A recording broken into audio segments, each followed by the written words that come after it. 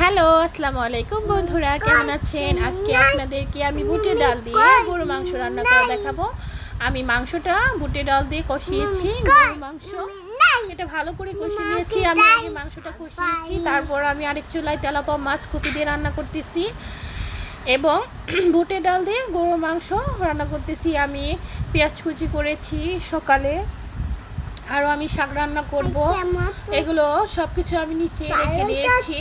আমি গুঁড়া মাছও রান্না করব ধুন্দুল দিয়ে, বেগুন দিয়ে, এবং শাকও রান্না করব, ওটাও আপনাদেরকে দেখাবো।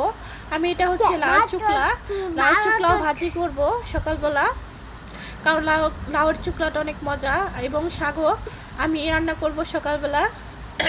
তারপর আমি ডাউলটা এবং মাংস দিয়ে চুলায় বসিয়ে দিয়ে এগুলো কুটা সব কিছু কুটে রেখে দিয়েছি। এই তো মাংস আমার ঝোল দেওয়া প্রায় শেষ, রান্না করাও প্রায় শেষ হয়ে যাবে। বুটের ডাল দিয়ে গরু মাংস অনেক মজা, আপনার বাসায় খাবেন। আমার গুঁড়া মাছটাও রান্না করা প্রায় শেষ হয়ে গেছে। আমার গুঁড়া মাছটা একটু পর আমি নামিয়ে ফেলবো। সকালবেলা আমার রুটি বানাবো, এই মাংস দিয়ে ডাল দিয়ে রুটি খাবো। আসসালামু আলাইকুম সবাইকে, ধন্যবাদ।